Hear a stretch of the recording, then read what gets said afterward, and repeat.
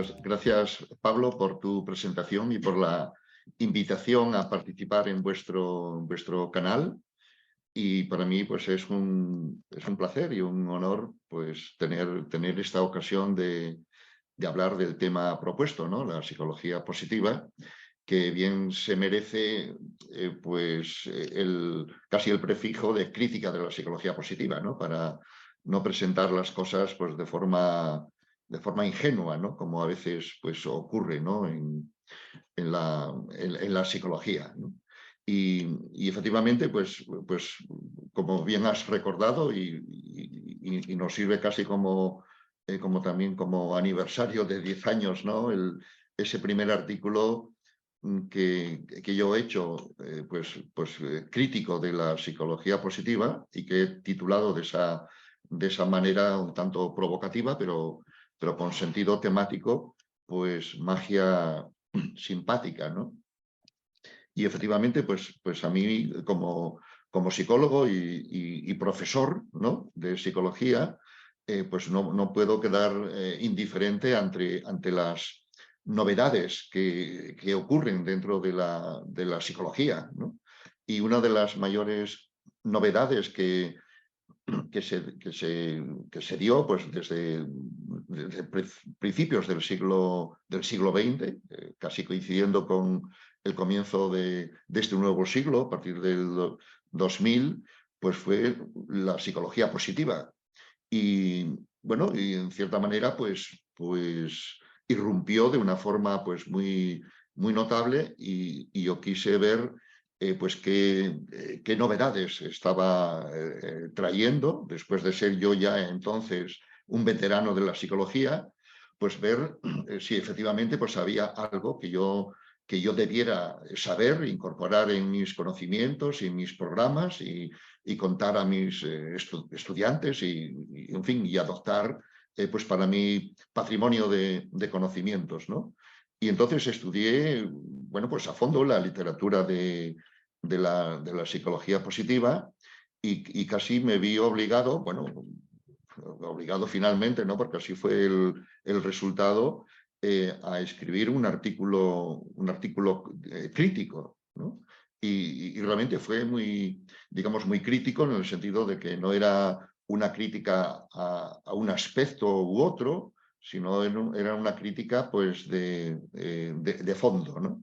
Y bueno, y eso dio lugar efectivamente a una réplica muy documentada y entiendo que muy importante por parte de Carmelo Vázquez, pues que sería hoy, que es pues también una persona de referencia precisamente en el movimiento de la psicología positiva en España y a nivel mundial, ¿no? Y eso también me obligó, por decirlo así, en términos académicos, ¿no? De hacer digamos, una réplica, ¿no? a ese artículo crítico, ¿no? Y así yo creo que es de las pocas veces que hubo en la Universidad Española pues un planteamiento crítico, entiendo que con nobleza, sobre una temática muy importante, con posturas muy disonantes, muy contrapuestas, y entiendo pues que también muy documentadas, ¿no?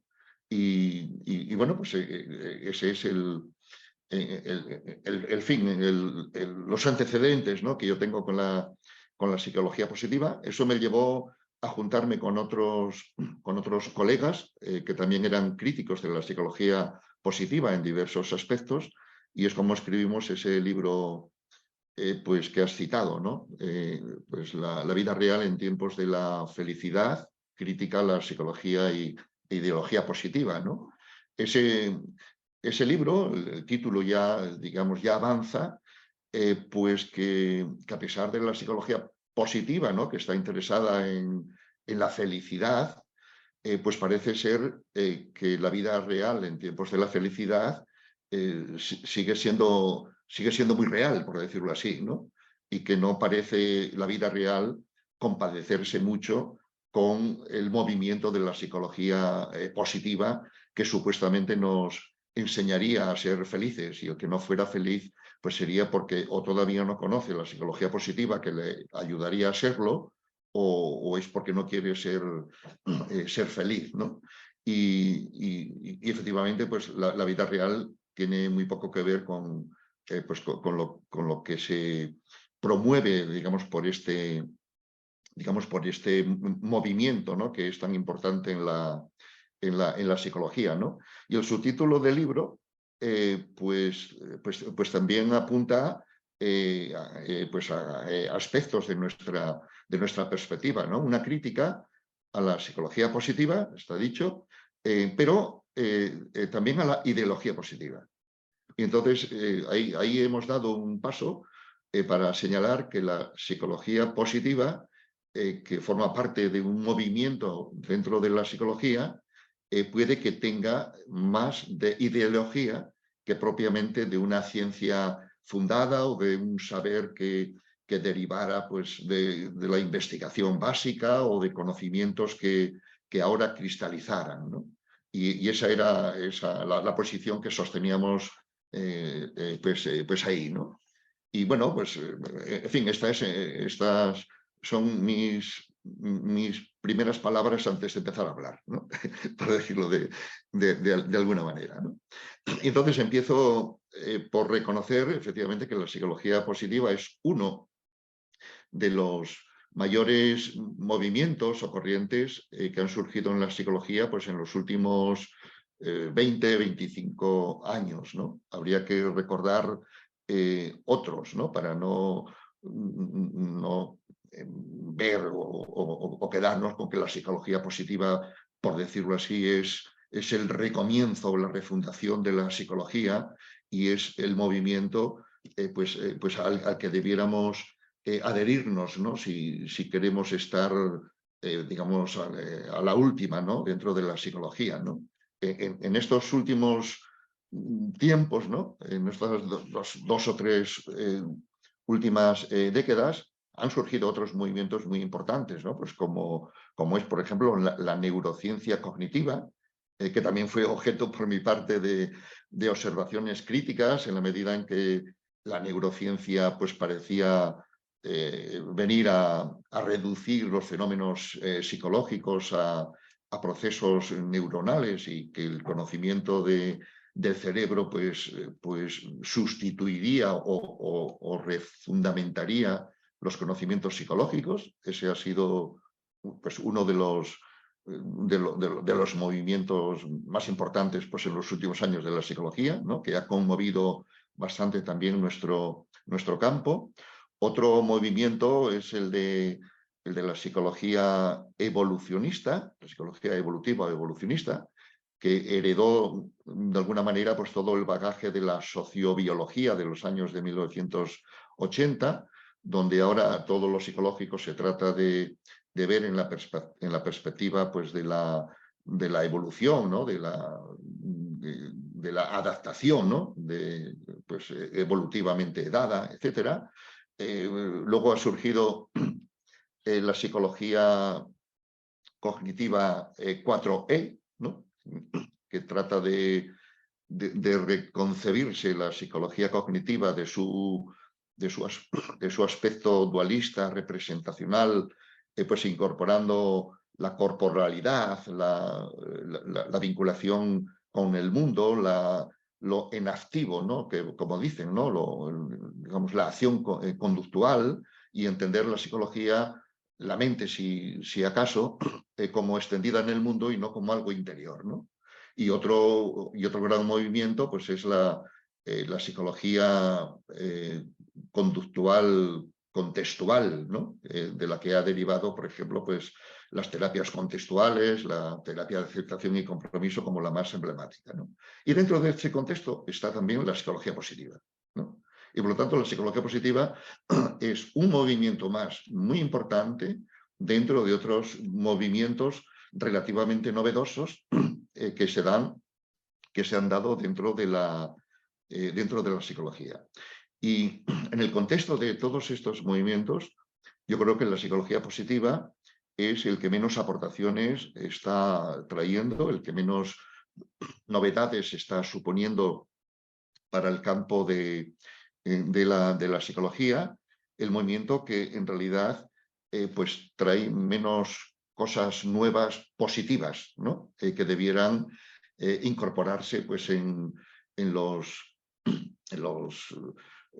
saberes, ¿no? De la psicología, en los programas, en fin, en la formación tanto de grado como de posgrado, ¿no? Esa es así digamos, mi juicio de la psicología positiva, que no es un prejuicio, sino que es un posjuicio, después de haberla estudiado, de haber estudiado su literatura y haber escrito esos artículos y ese libro que los he citado para ponerlos como testigos de lo que voy a decir, sin la debida justificación, por ser esta pues, una exposición pues, más, digamos, más llana o más rápida o más breve, ¿no?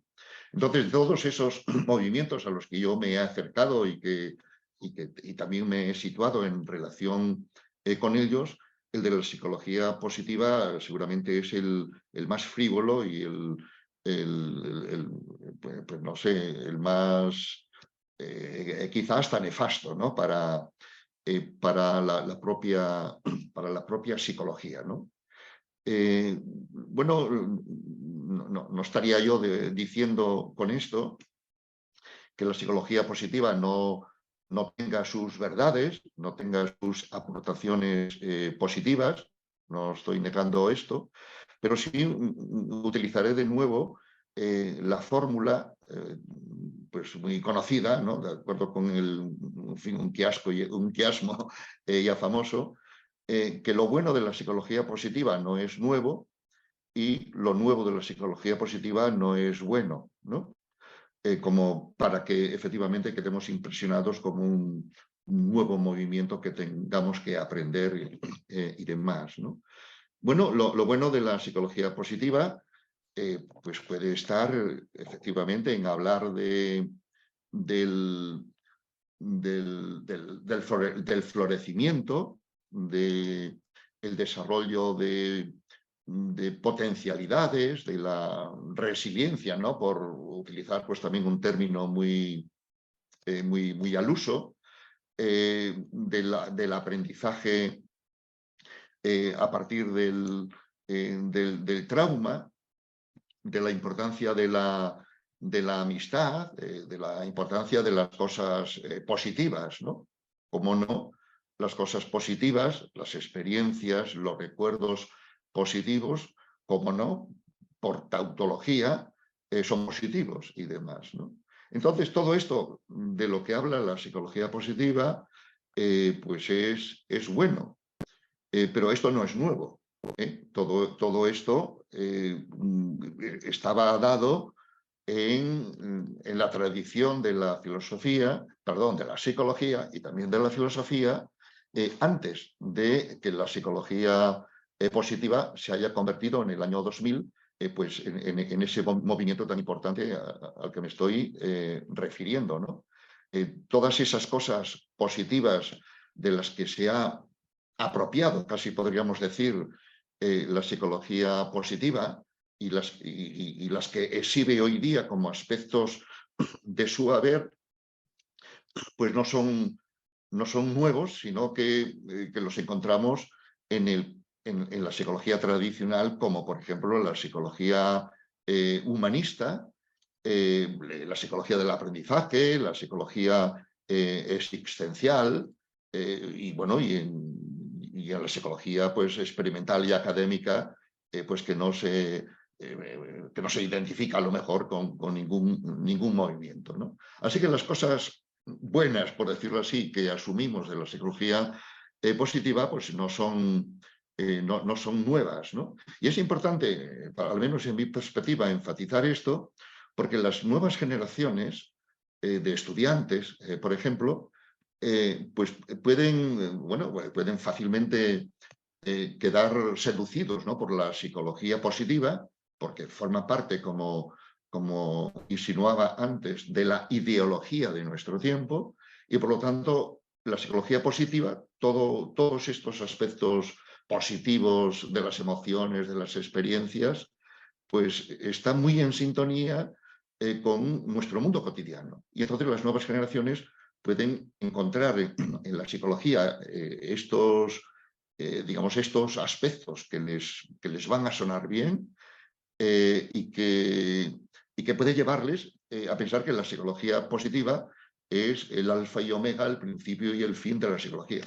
Que todo lo bueno de la psicología, positivo, pues ha empezado ahora con la psicología positiva, ¿no? Y en este sentido yo recordaría pues, esa frase famosa que yo también cito a menudo de Freud, según la cual pues, no hay mejor manera de ser original que haber leído poco, ¿no?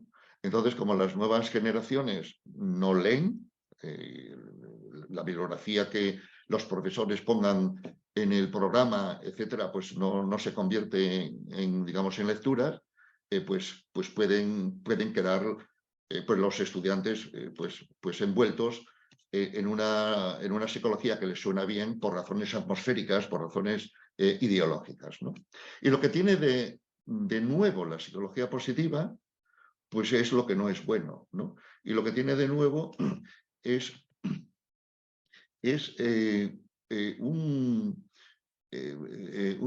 marchamo científico, una presentación científica del estudio de la felicidad, ¿no? De la felicidad y del bienestar, como también añaden, pero el leitmotiv de la psicología positiva es la felicidad, ¿no?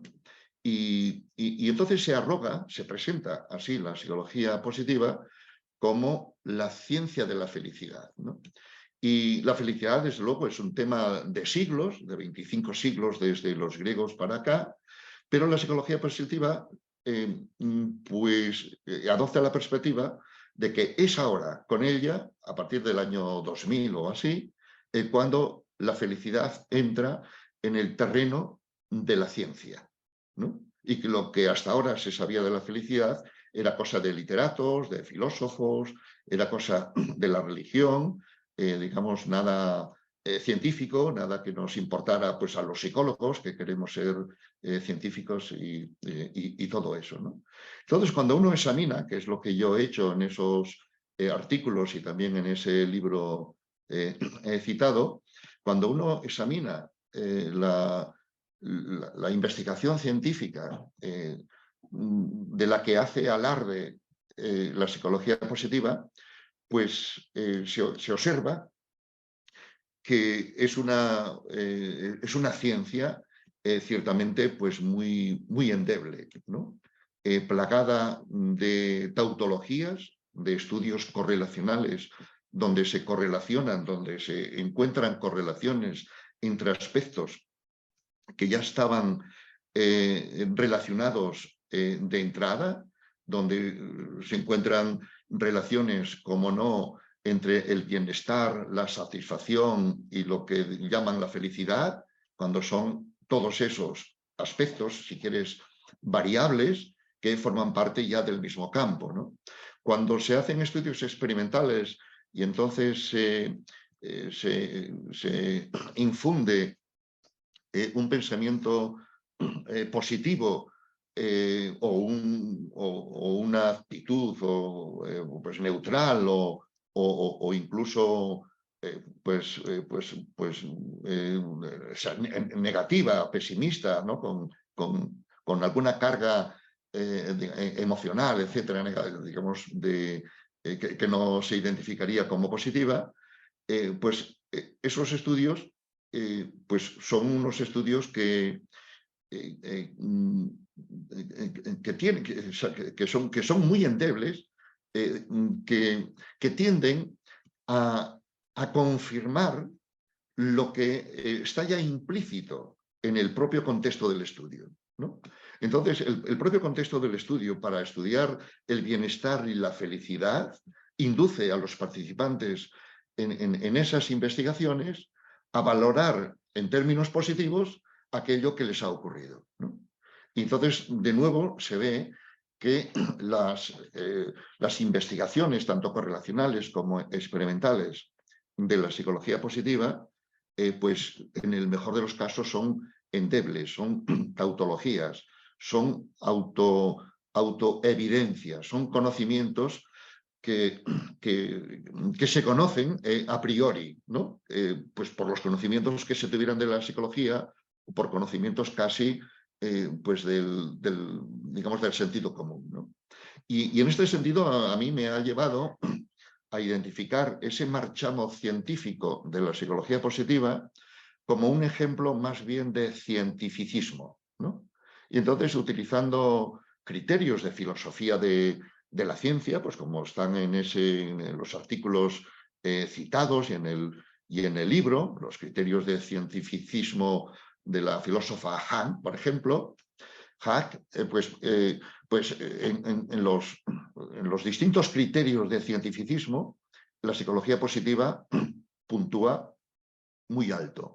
Y entonces, más que ciencia, habría que concluir, es la conclusión mía, es más bien cientificismo, ¿no? El uso, por decirlo así, del término ciencia, del término científico, desde luego un uso muy abusivo. Hay libros, por ejemplo, de Lyubomirsky, ¿no? Que es una de las autoras pues más relevantes, ¿no? en la ciencia positiva, que yo creo que no hay página en la que el término científico o alguno similar no esté, digamos, no esté puesto, ¿no? Bueno, ese sería un criterio, ni siquiera el más importante, de este cientificismo, ¿no?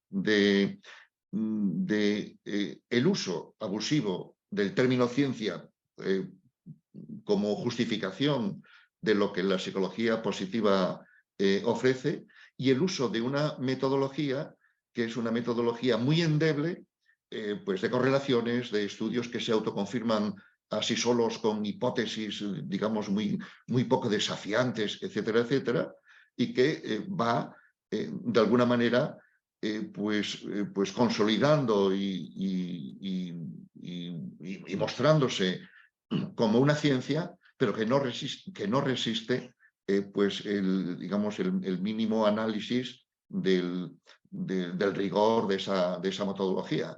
Pero que seguramente para los estudiantes de grado y desde luego para la población general, pues no tienen por qué no creerse ese tipo de, digamos, de bases científicas, ¿no? Con toda esa sofisticación estadística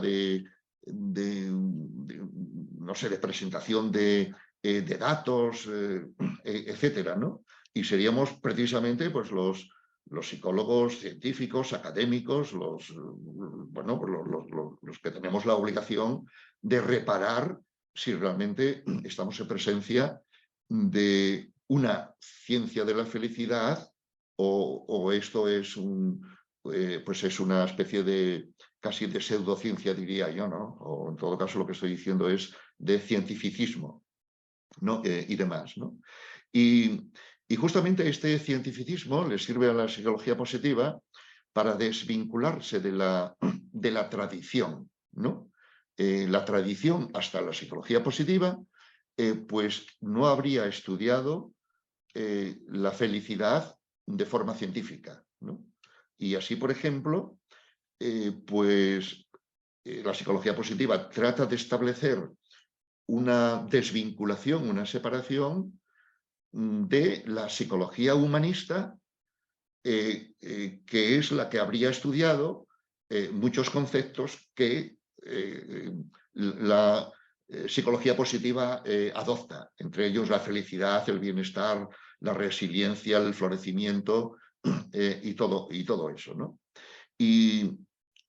Bueno, es necesario recordar o tener presente o saber, para el que no lo sepa, que el término psicología positiva ya fue introducido por la psicología humanista en 1954 en un importante libro de Maslow, ¿no? sobre la motivación humana, ¿no?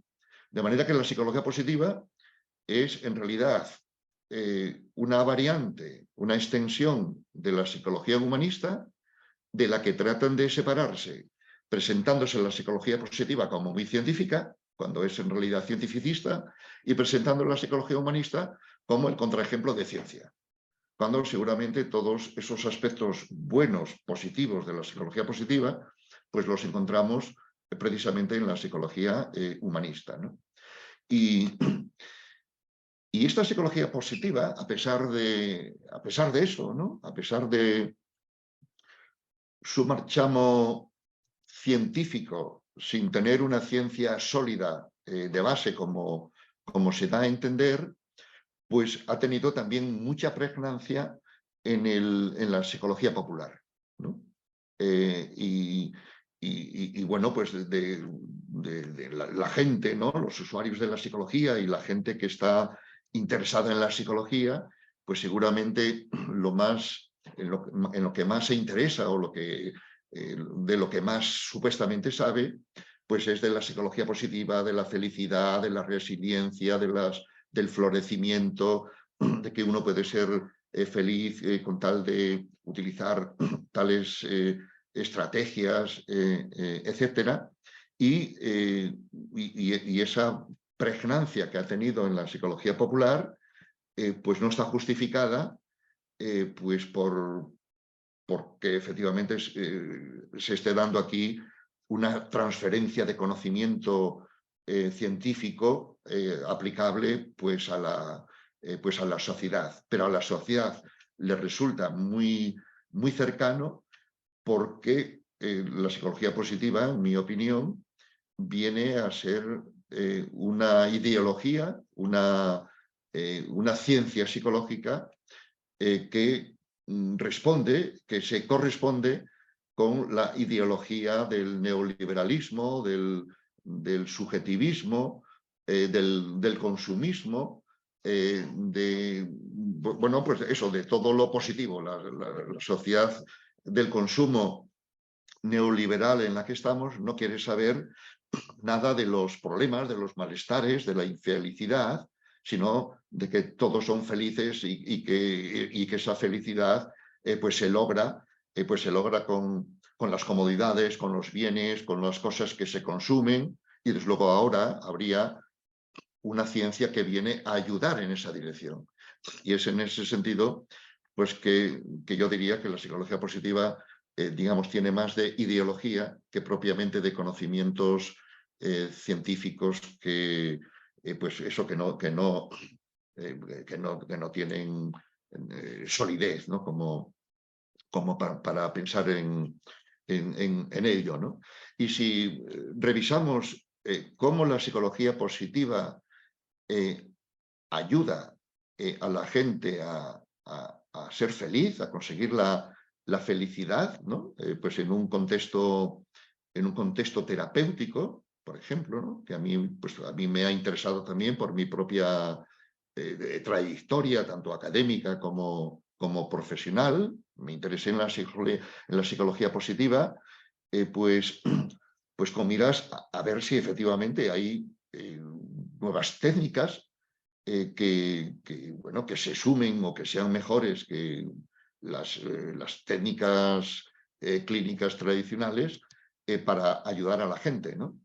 Y bueno, y aquí es donde resulta enteramente decepcionante pues la aportación, ¿no? De la psicología positiva con técnicas, ¿no? Ni siquiera la categoría de técnica digamos, no sé, se corresponde con lo que ofrecen, ¿no? Lo ofrecen como estrategias, ¿no?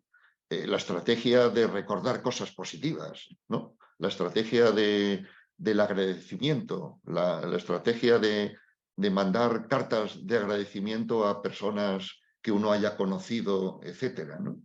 El examen de los pensamientos en el sentido de dejar de lado los pensamientos negativos, tóxicos, ¿no?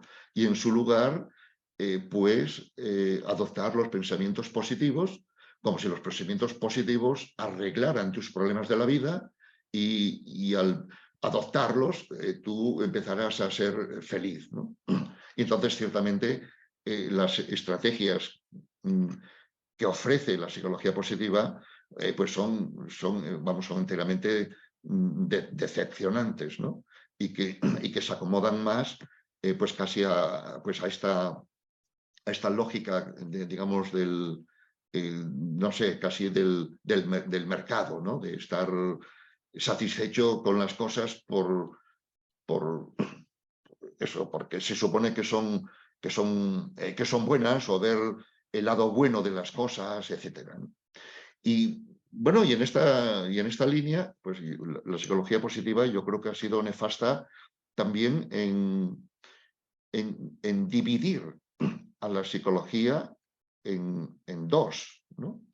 La psicología positiva y la psicología, pues que diríamos ahora, tradicional, que casi por silogismo, pues sería la psicología no positiva, ¿no? Entonces, la psicología tradicional de toda la vida, pues pareciera entonces que únicamente se interesa en los malestares, en las depresiones, en los trastornos, en los traumas, en el sufrimiento, y que en la psicología esa estuviera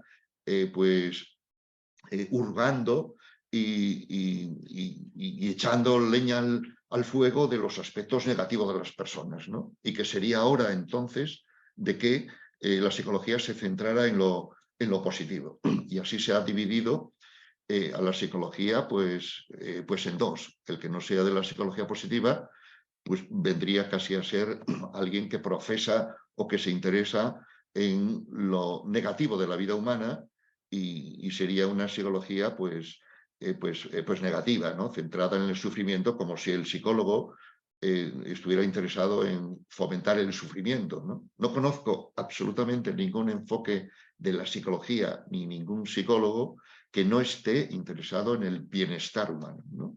Y por supuesto eso antes de que la psicología positiva existiera, ¿no? Y dentro de eso, la psicología positiva también ha introducido una dicotomía que hoy día ya reconocen que no pueden, digamos, sostenerla, entre las emociones positivas y negativas, ¿no? Donde las emociones positivas, que serían las agradables, las confortables, las de bienestar subjetivo, etcétera, fueran bueno, pues las que únicamente debieran, o las que se debieran fomentar, y las que únicamente debieran existir, y que las emociones positivas pues no traen todo positivo, ¿no? Positivo para las relaciones interpersonales, positivo para el aprendizaje escolar, positivo para la salud, etc. Y que las emociones negativas pues serían las que estarían siendo tóxicas para las relaciones, serían negativas para el aprendizaje escolar de los niños, serían desde luego negativas pues para la salud, ¿no? Y lo cierto es que los estudios muestran que las así llamadas emociones positivas no siempre son saludables, y a su vez que las emociones llamadas por ellos negativas pues pueden ser muy positivas, o sea, muy beneficiosas, etc. Y que incluso la felicidad, el sentimiento de felicidad, pues no es un sentimiento que traiga pues efectos que fueran deseables para las personas, ¿no? Seguramente pues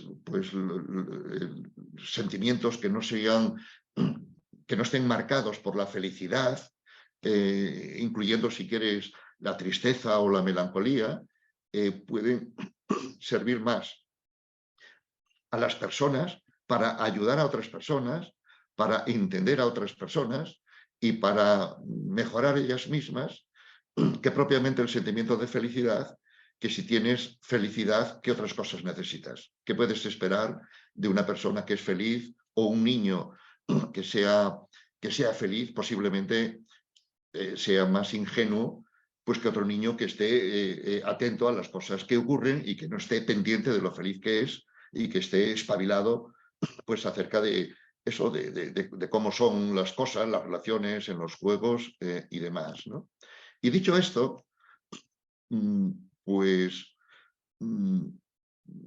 necesitaría yo, no sé si sería necesario, decir que yo estoy a favor de la felicidad, pero no precisamente la felicidad como un objeto de atención que debieran tener las personas, ni tampoco la felicidad como un objeto de la ciencia, que no puede ser un objeto de la ciencia, ni la felicidad como digamos, el enfoque y el objeto de la psicología como ciencia, como disciplina, etcétera, ¿no?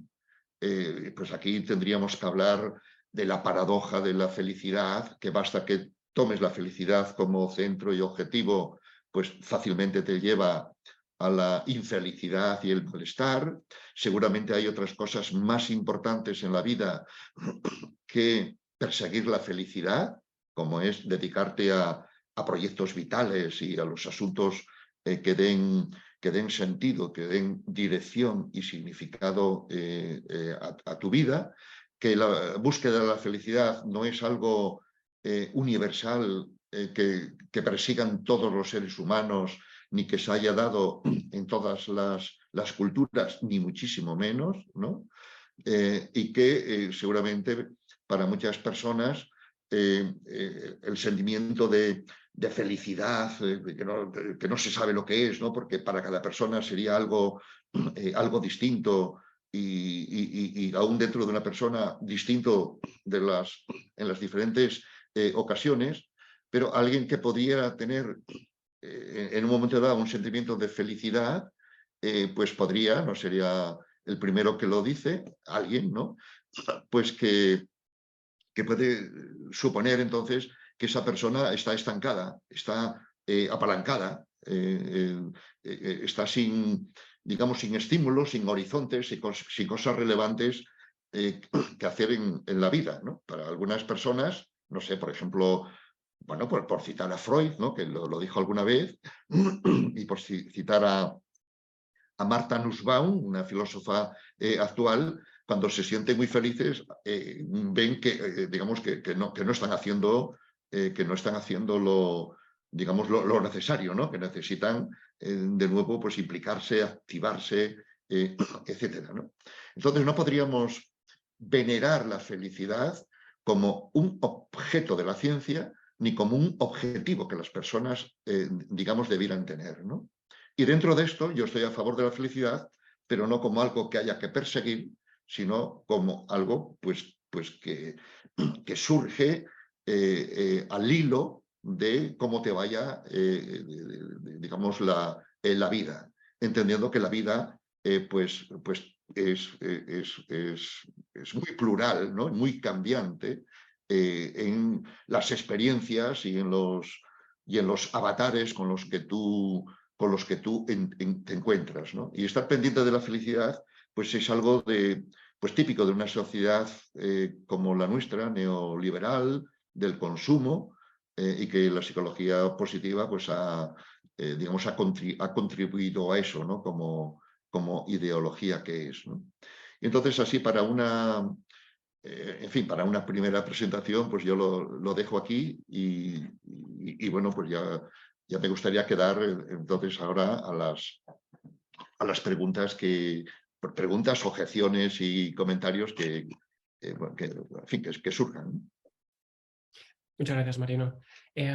Bueno, yo quería hacerte una pregunta en relación con algo que me ha llamado la atención cuando he leído la réplica que te escribió Carmelo Vázquez a tu artículo Sí, sobre psicología positiva, magia empática.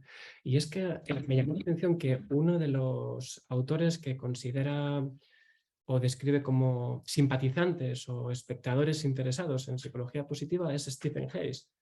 Y precisamente eres experto en terapias contextuales y de tercera generación, y Stephen Hayes es uno de los pioneros o protagonistas de la terapia de aceptación y compromiso dentro de las terapias sí, contextuales o tercera generación. sí. Entonces, me resulta paradójico que precisamente cites a alguien que es experto en terapias contextuales y que es afín a la forma en la que tú entiendes o interpretas la psicología y el comportamiento, ¿no? Sí. Bueno, en primer lugar, yo creo que hay varios niveles que voy a utilizar, ¿no? para responder a esta cuestión, ¿no? Bueno, sería difícil encontrar a alguien, y desde luego dentro de la psicología, que no estuviera a favor de la felicidad. Yo mismo lo estoy, ¿no? Solo que como psicólogo y como académico y científico tengo mis reparos de que la felicidad sea el objeto de la psicología y que la felicidad sea pues el objetivo que debieran tener digamos las personas a las que pudiéramos ayudar, ¿no?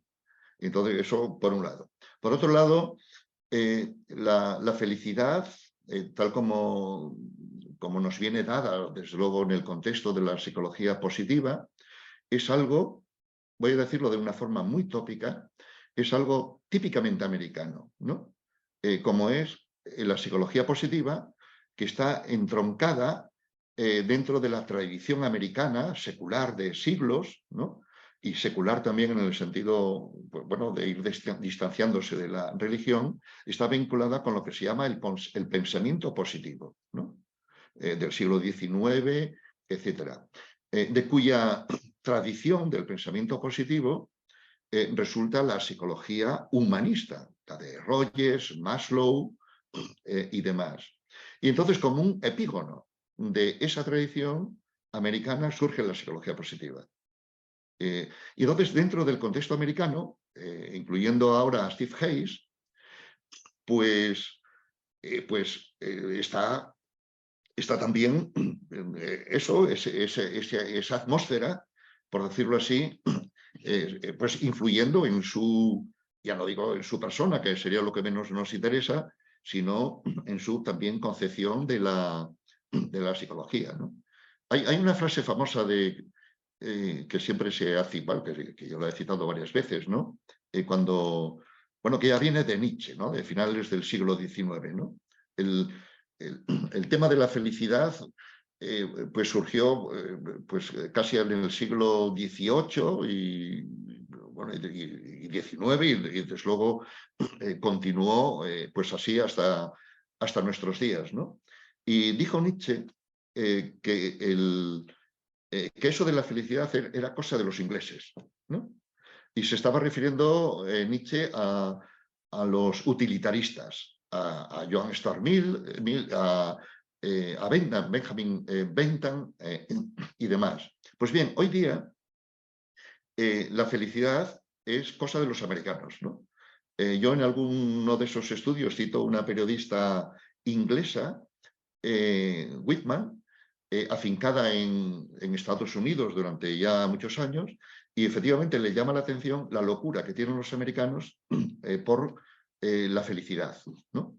Viendo si son felices, si pueden ser más felices, si están haciendo lo suficiente por ser felices, si el matrimonio, el trabajo, las relaciones les están reportando suficiente felicidad, y eso es una locura, ¿no? Eso es, en mi perspectiva precisamente de los trastornos psicológicos, es una hiperreflexividad que está impidiendo relacionarte con la vida, con los otros, porque la estás continuamente midiendo por un sentimiento subjetivo que nunca vas a alcanzarlo, porque por definición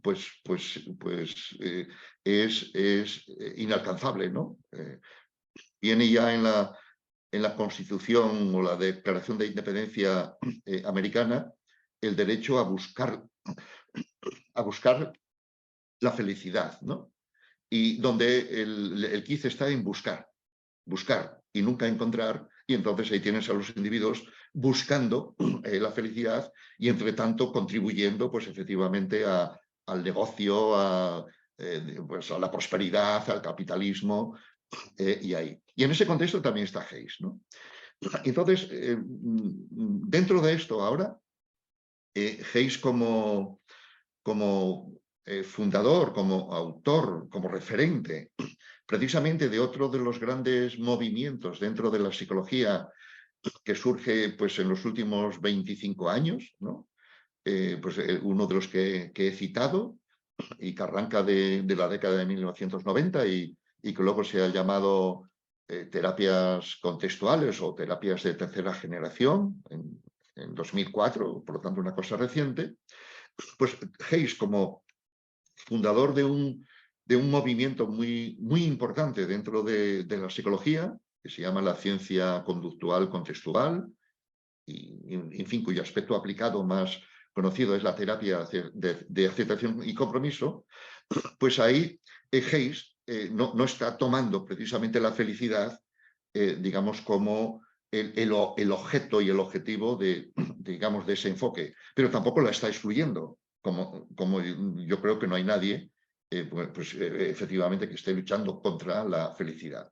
Entonces, en su enfoque, Hayes pues empieza por introducir el sufrimiento como algo inherente al ser humano, ¿no? Ligado al lenguaje y siguiendo pues, una tradición tanto occidental como también budista, que pone de frente, de entrada, el sufrimiento como una condición humana. Y a partir de ahí, pues eso, entender los distintos problemas y asumir ese sufrimiento como algo inherente a la vida, que por bien que te vayan a ir las cosas, en algún momento el sufrimiento se va a convertir no en algo que está de fondo, sino que cobra figura y cobra forma en tu vida.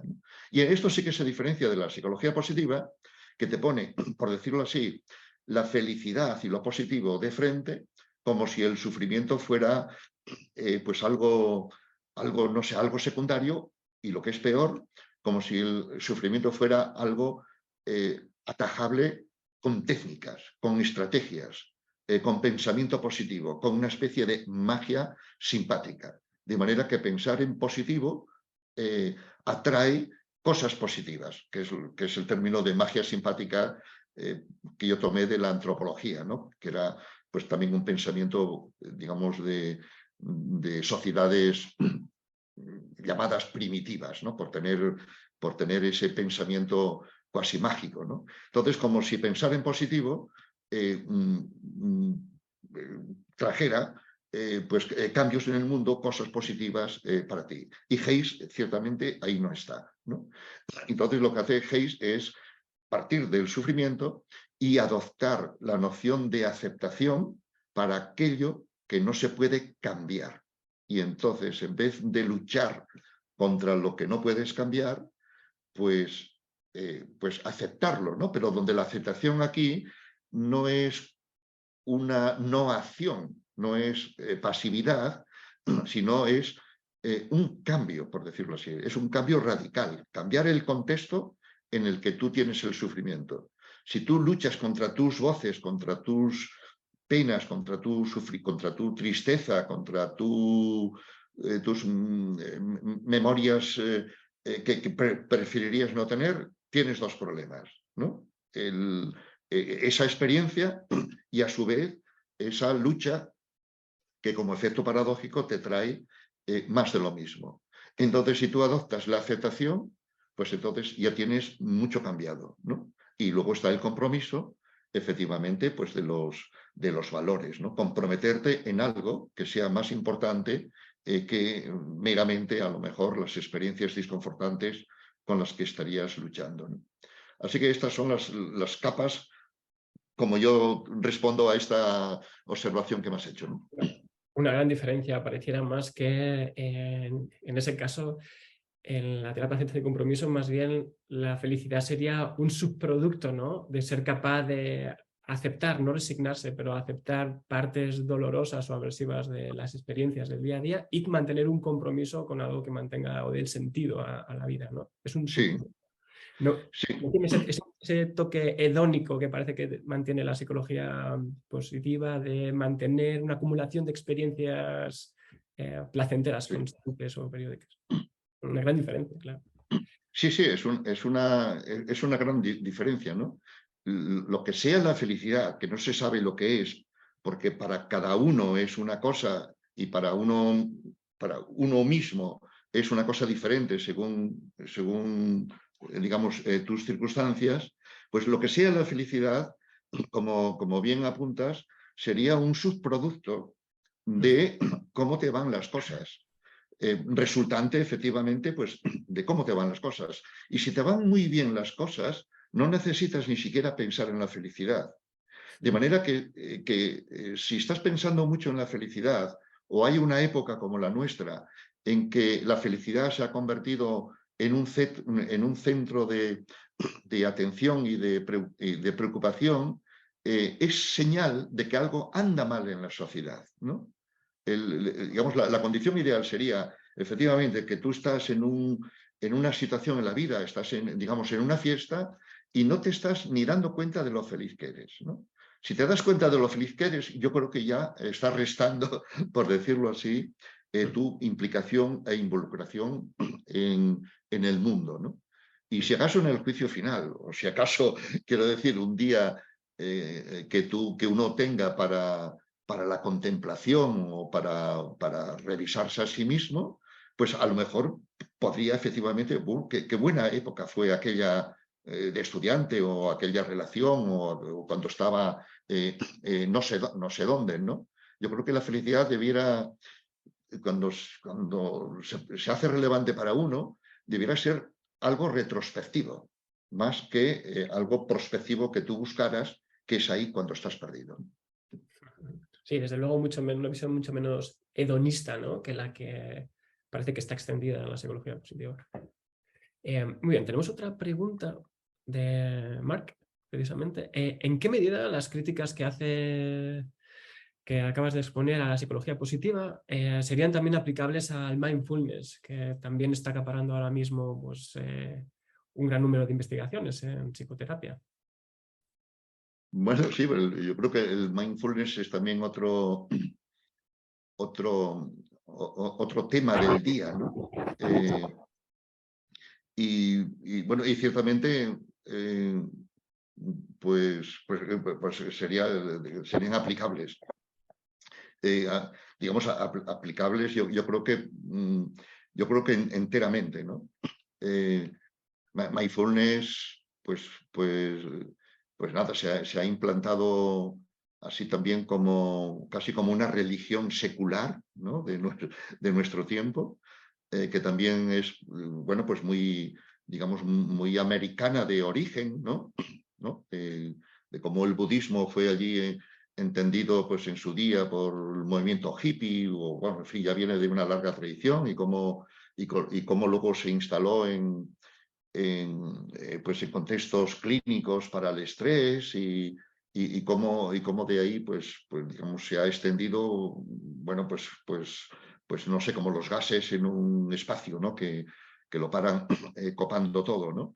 Pero mindfulness, yo creo que digamos, sin menoscabo de lo útil que pueda ser para alguien, ¿no? Pues para reducir el estrés o el agobio, para introducir un paréntesis en los avatares de su vida, yo creo que está cumpliendo más funciones también ideológicas que propiamente salvadoras, ¿no? de las circunstancias digamos, del mundo, ¿no? Cuando se ha desvinculado precisamente de la tradición budista y se ha americanizado, como dice Posser, ¿no? Se ha McDonaldizado, entonces se ha convertido el mindfulness pues, en una especie de una técnica subjetivista, supuestamente neutral, que no cuestiona el mundo, que no cuestiona el por qué tú necesitas mindfulness, ¿no? No cuestiona entonces el consumismo, la necesidad de estar pluriempleado, la de atender a esto, la de estar agobiado, la de estar estresado. No cuestiona por qué tú estás estresado, sino que mindfulness viene a ser una especie de religión secular que te aplicas en cápsulas, ¿no? En momentos, ¿no? Momentos que tú que tú adoptes así especiales, o mindfulness incluso haciendo otro tipo de cosas, ¿no? Un ejemplo típico que se pone es fregando los platos o los cacharros, ¿no? Etcétera, ¿no? Lo cual no deja de tener cierta ironía, ¿no? Tú te estás haciéndo mindfulness y al mismo tiempo admitiendo, digamos, las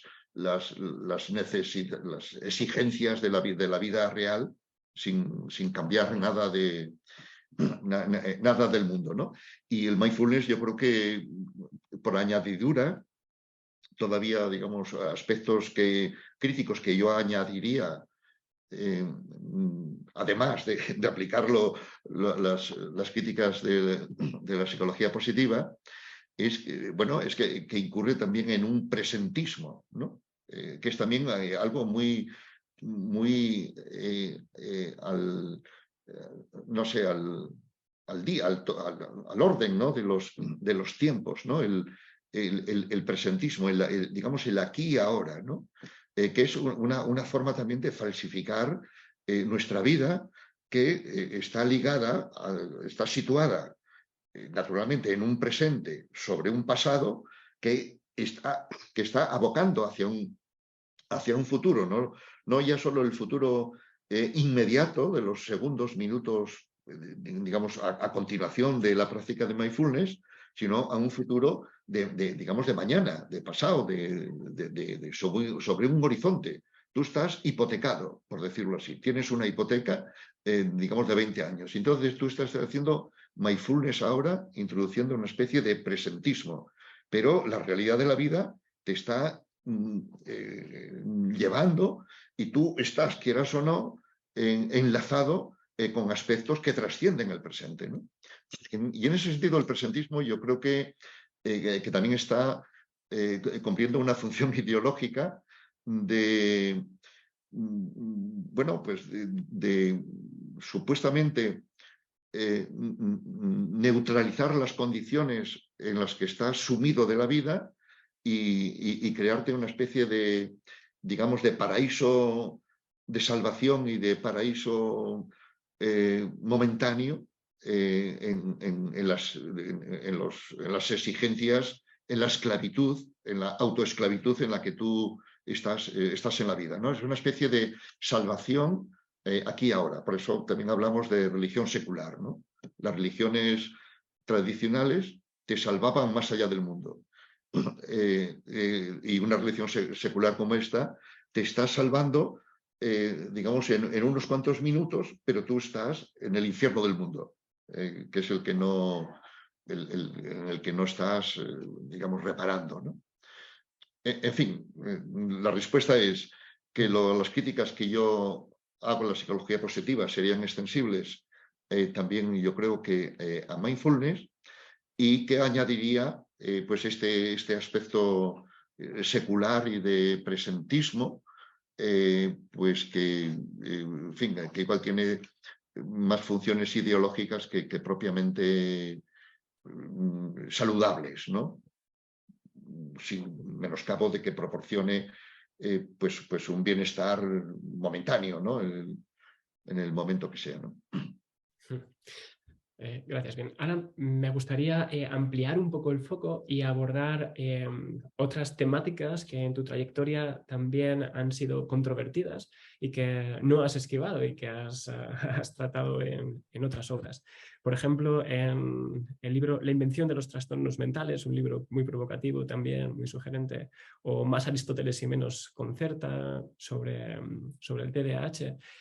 Quería preguntarte en relación a esto, una pregunta de tipo ontológico, quizás. ¿Cómo deberíamos entender los trastornos mentales? Y quizás si puedes ejemplificarlo en el contexto del TDAH y quizás la tendencia a la sobremedicalización.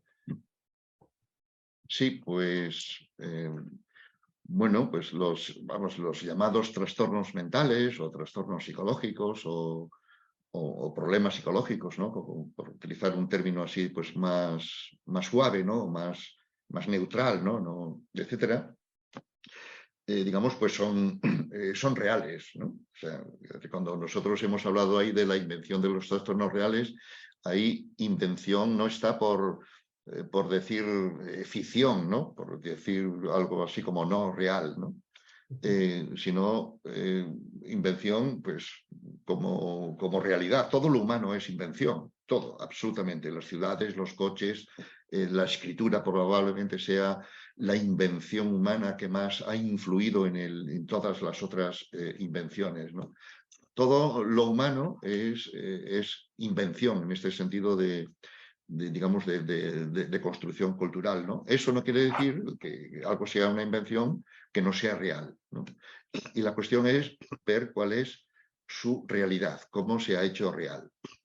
Y en relación con los trastornos psicológicos, mi perspectiva al respecto es que los trastornos psicológicos, cualesquiera de ellos, ansiedad, depresión como referentes típicos, el TDAH, la esquizofrenia, pues son problemas de la vida que se han enredado por diversas circunstancias, ¿no? Que se han enredado y se han convertido en un círculo, han metido a los individuos en un circuito, en un bucle, de manera que sus propios esfuerzos, los esfuerzos que hacemos los individuos por resolver un malestar, por salir de un problema, pues trae el efecto paradójico de tener más de lo mismo, ¿no? De tal manera que esos intentos digamos, de control, pues forman parte ya, a partir de algún momento, forman parte ya más del problema que de la propia solución, ¿no?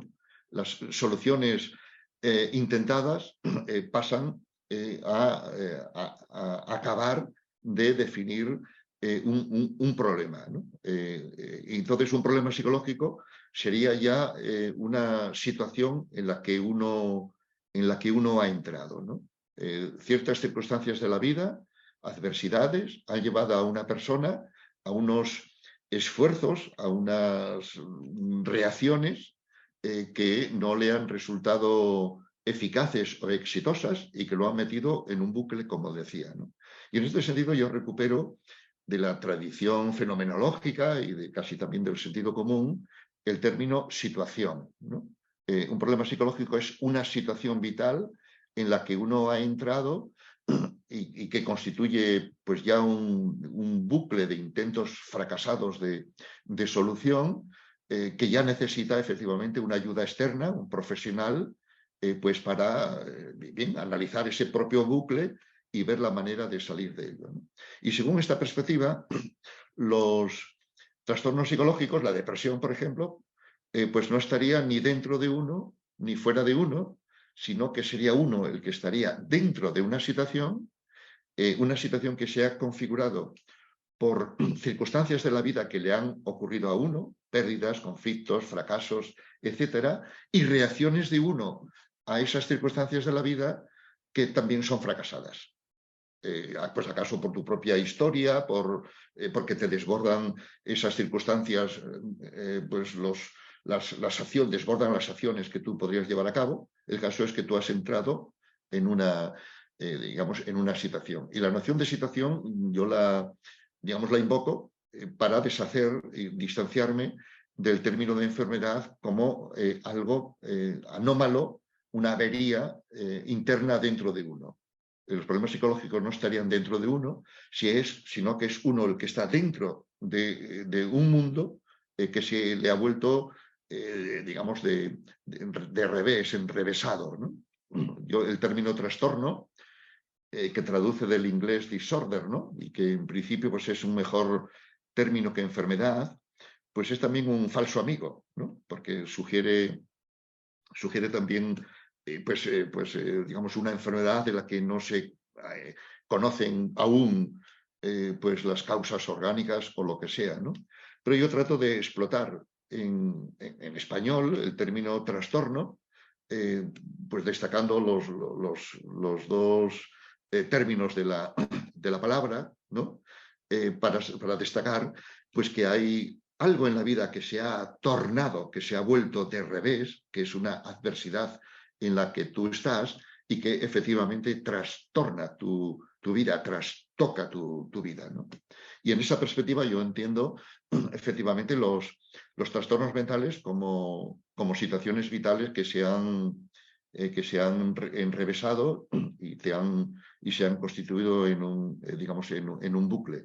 Y de alguna manera todos ellos no solo admitirían, sino agradecerían esta perspectiva. Y el TDAH, pues que es uno que efectivamente que estudié muy de cerca y me tuve que enfrentar contra la opinión científica, académica y sobre todo contra los padres, porque al fin y al cabo la opinión científica y académica está dividida. Entonces, pues la posición que yo sustento está sustentada por muchos clínicos, psiquiatras, etcétera, etcétera, aunque la dominante es la de concebir el TDAH como un trastorno neurobiológico de origen genético que se define pues, por 3 o 4 síntomas de la atención, de la actividad, de la impulsividad, bueno, cuya definición de los síntomas es a su vez también muy endeble, ¿no?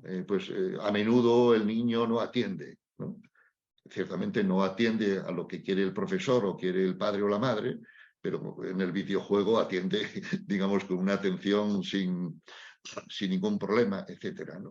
Bueno, entonces yo he tratado de mostrar, creo que he mostrado efectivamente que el TDAH no puede ser sustentado en los términos clínicos del diagnóstico de base orgánica y reducido a unos síntomas, etcétera, etcétera, ¿no? Pero no estoy negando a su vez el problema que puede suponer el comportamiento del niño, tanto para los demás en un aula como para él mismo, en desaprovechar pues los aprendizajes que sean, ¿no? Entonces, eso me llevó a mí a dos cosas, ¿no?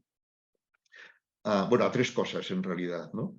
Mostrar que no se puede sostener como una categoría clínica, lo que estaba diciendo. 2, entender cómo es que se sostiene como categoría clínica por parte de profesionales tan listos como yo. Pues en la literatura, ¿no? Tal, ¿no? Y entonces ahí me ha llevado a analizar la ciencia, cómo se investiga el TDAH, y a la conclusión de que es una ciencia también autoconfirmatoria, que de acuerdo a lo que tú metes, si tú ya reduces al niño a unos síntomas y esos síntomas los definen ya lo que le pasa al niño, pues todas las investigaciones que tú hagas definiendo a los niños por esos síntomas van fácilmente a ser confirmatorias, por supuesto, del diagnóstico y desde luego, pues, el supuesto tratamiento, una medicación que se vaya a dar, ¿no? Entonces, los clínicos que diagnostican y los investigadores que investigan eso, esa manera de hacerlo es una manera autoconfirmatoria. No porque estén describiendo una realidad, sino porque esa manera que tienen de reducir la realidad a unos cuantos síntomas les confirma, digamos, en su diagnóstico, y esto es muy fácil, efectivamente, que ocurra.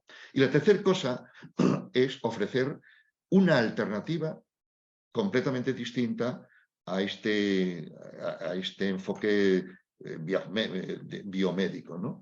Entonces, eso me ha llevado, pues, el libro de Aristóteles, más Aristóteles y menos concepta, ¿no?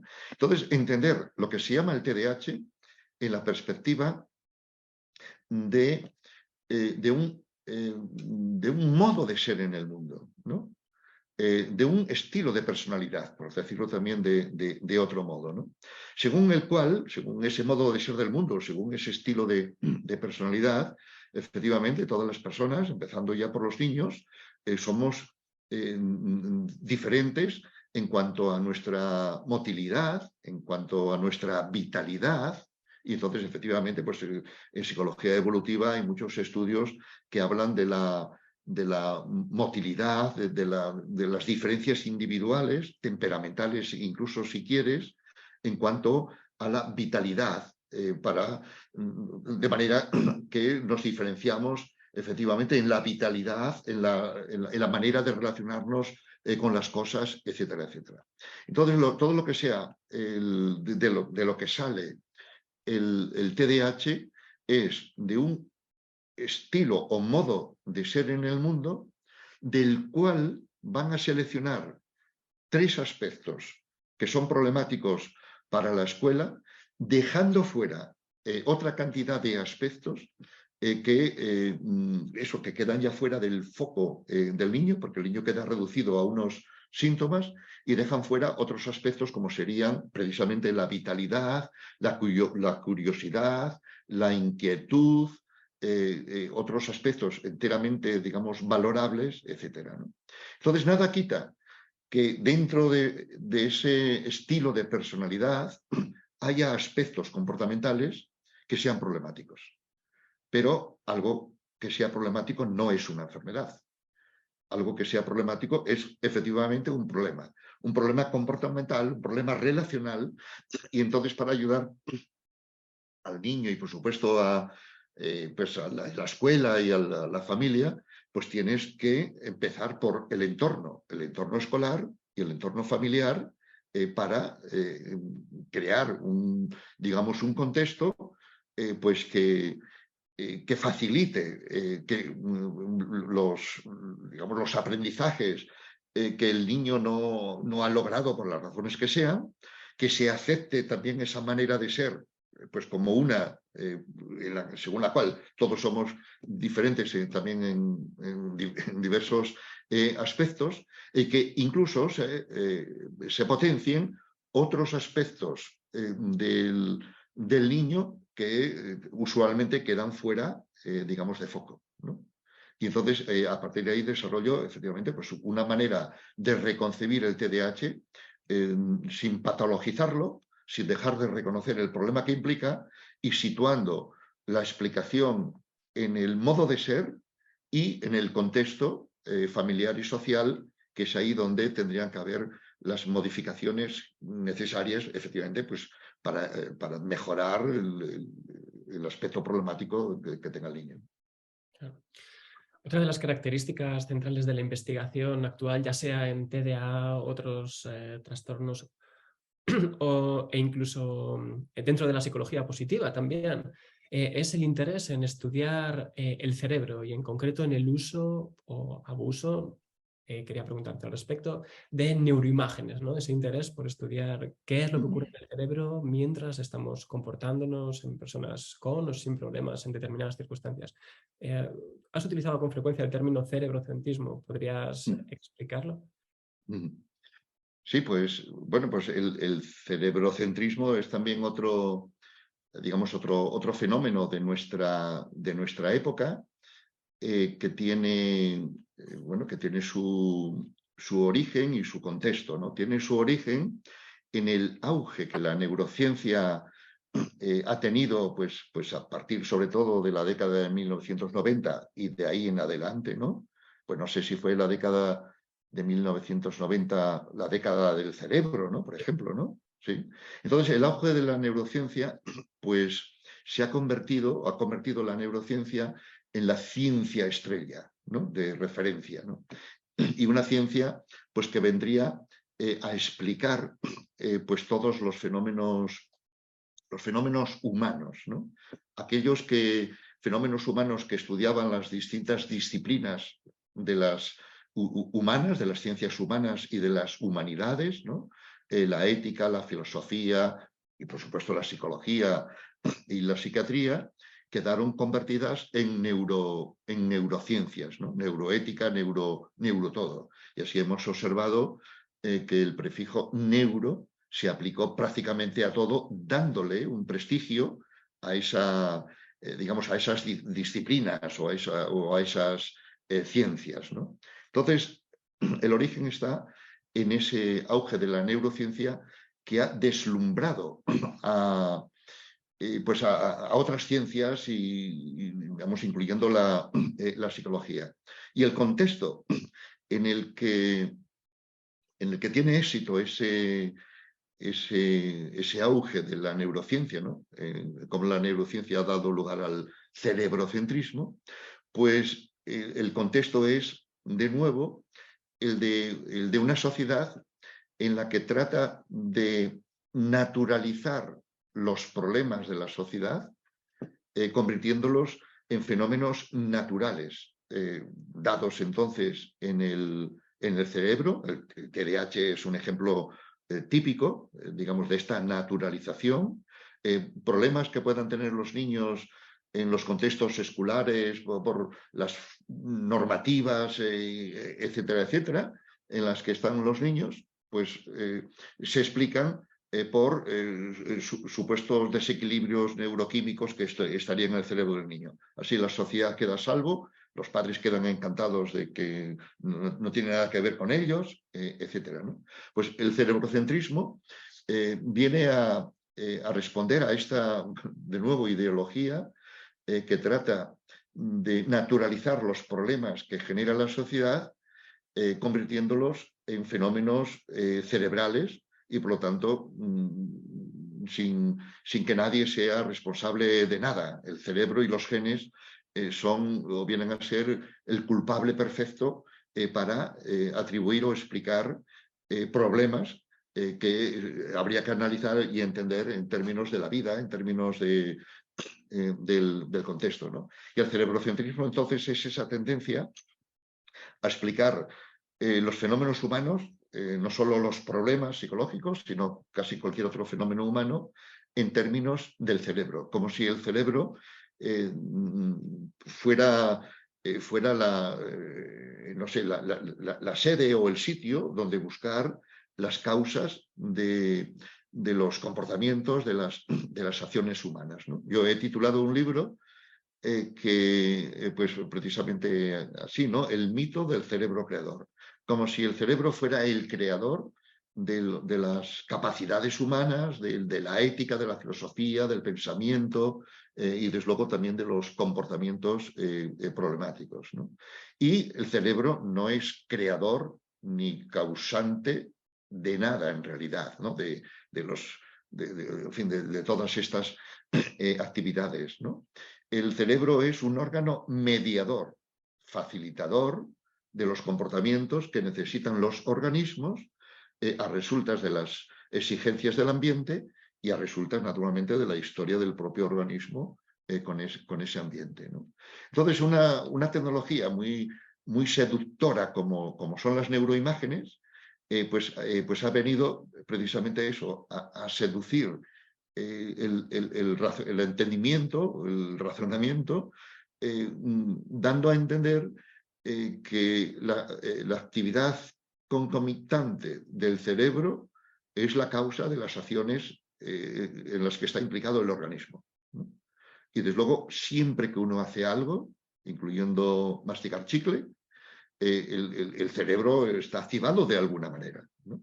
Pero esa activación no es la causa del comportamiento, antes bien es un correlato de ese comportamiento, ¿no? Y aquí, pues, vamos, yo no sé, el ejemplo que, digamos, que siempre usamos, ¿no?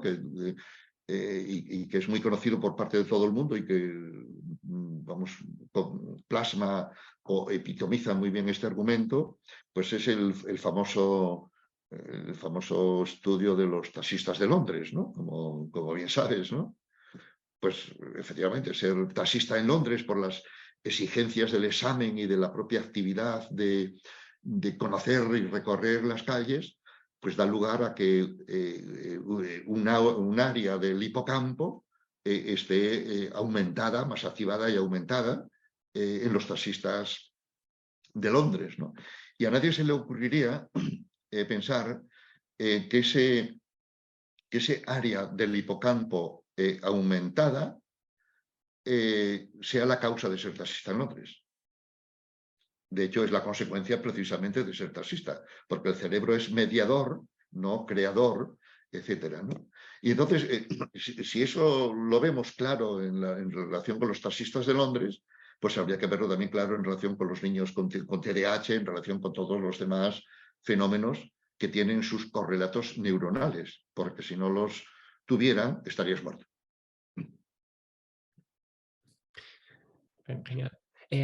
Marino, en tu libro Ciencia y Pseudociencia en Psicología y Psiquiatría discutes cuál es el lugar que ocupa la psicología y la psiquiatría entre las ciencias sociales y naturales. ¿Cuál sería?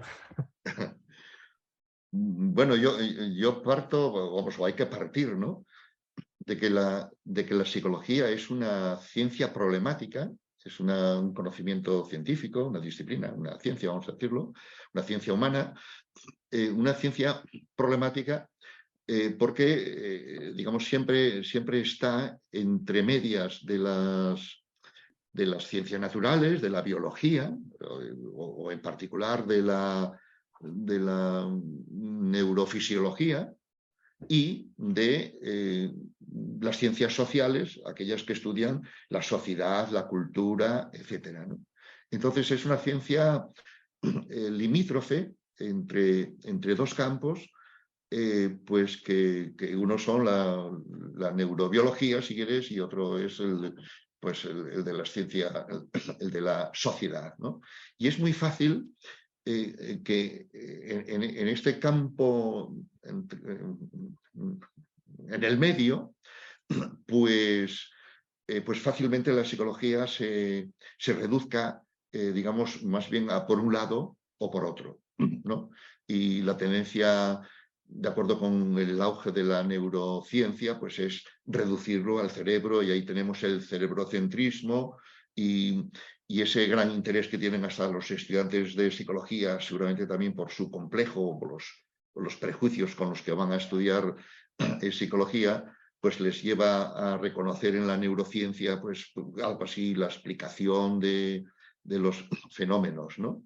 Pero también podría darse, no sé si hubo alguna época en esta línea, etcétera, pero también podría darse la reducción de la psicología pues a factores culturales, sociales, a la economía. Pues todo es economía, ¿no? Y bueno, y hoy día tenemos el auge de la economía conductual, ¿no? Pues que ha dado lugar a varios premios Nobel precisamente por la investigación de la conducta económica, ¿no? Toda la psicología es siempre, yo creo que una ciencia problemática entre esos dos campos, ¿no? ¿Y cuál sería, si es que lo tiene, yo creo que lo tiene, digamos, su aspecto específico, el de la psicología, que no se puede reducir ni por un lado ni por otro, ¿no? Yo lo sitúo en la psicología como la ciencia de la conducta individual, ¿no? Entonces la ciencia como la conducta individual pues tendría como principal referente el comportamiento, entendiendo comportamiento la relación de un organismo con el mundo. Y una relación cuya relación va transformando el propio mundo y la propia sucesiva relación del organismo. Esa relación del organismo con el mundo va transformando el mundo y el propio organismo, ¿no?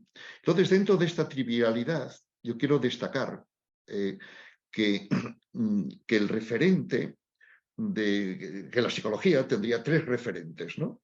El organismo, el comportamiento y el mundo, ¿no?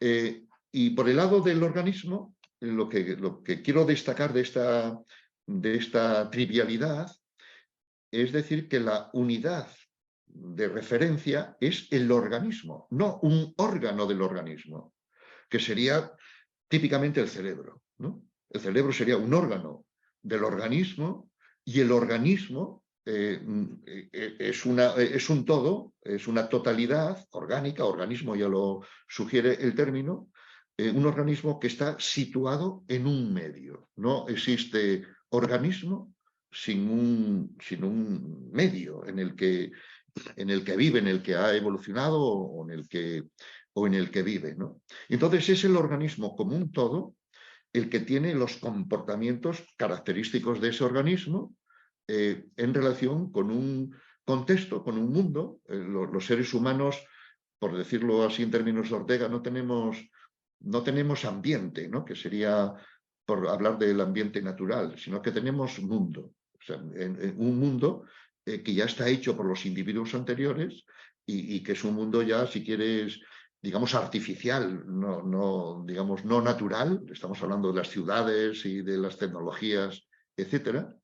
Y entonces la psicología sería la conducta el estudio de la conducta de los organismos. Se excusa decir, pero importa señalarlo, en un contexto, en un mundo, en un medio.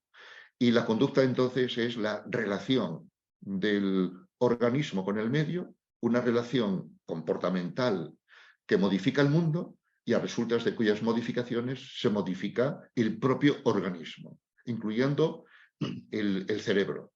Entonces, esta sería la perspectiva en la que yo me muevo, ¿no? La dificultad o la clave ahí en mi posición es entender el comportamiento como una relación dialéctica organismo-mundo, ¿no? Y habría que entenderlo, en mi perspectiva, en una perspectiva, bueno, pues si quieres, radicalmente skinneriana, por ejemplo, pero también nutrida por una perspectiva fenomenológica, como una relación que excusa, que no necesita la representación del mundo, que no necesita una mente interior para explicar el comportamiento, ¿no? Entonces, este enfoque no es un enfoque mental o mentalista, representacional, que tú te relacionaras con tu mundo interior y así te comportaras en el mundo, sino que el mundo ya se presenta organizado de cierta manera y son las relaciones las que van modificando el mundo y el propio organismo sin necesidad de una mente representacional, que es lo que domina, sin embargo, pues toda la psicología, tanto la psicología popular de la mente como algo interior, como la psicología cognitiva, la mente, el procesamiento de información, pues que es en mi opinión, una metáfora nefasta, pues para malentender ciertamente, pues la relación de uno con el mundo, ¿no? Entonces, lo que habría que tener aquí muy presente es que un psicólogo, o psicólogo en la perspectiva en la que yo me muevo, pues tiene que también saber describir la organización del mundo, las propiedades comportamentales digamos, que tiene el mundo en el que vivimos, ¿no? O sea, nuestro mundo está ya hecho y construido a la escala humana por toda una historia, toda una tradición, etcétera, etcétera. Entonces nos encontramos con sillas que están dispuestas efectivamente para hacer algo con ellas, que es sentarse. Y muchas más cosas que puedes hacer, pero el mundo está organizado en affordances, ¿no? Por utilizar un término y un concepto que se está poniendo de moda, afortunadamente, dentro de la psicología, como alternativa precisamente a la perspectiva mediacional o representacional que domina la psicología, ¿no? Y entonces, como si el mundo estuviera dentro de uno representado y de ahí ejecutara las conductas correspondientes, ¿no? Frente a eso, pues habría que entender las propiedades comportamentales del mundo en relación con las cuales uno se comporta de una forma, digamos, presencial, no representacional o algo así, ¿no?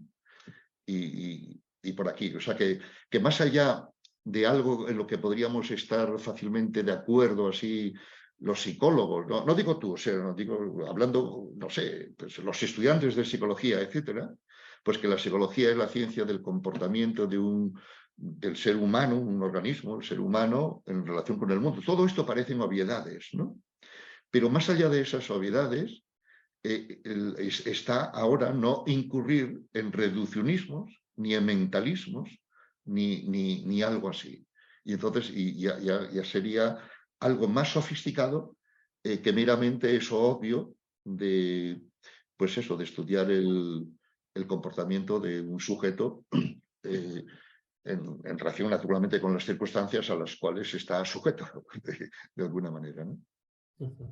Y Mariano, no quería dejar de ir sin hacerte una pregunta respecto a tu último libro que recomendamos a todos los asistentes y que acaba de salir publicado este mismo año, el Individuo Flotante, ¿no?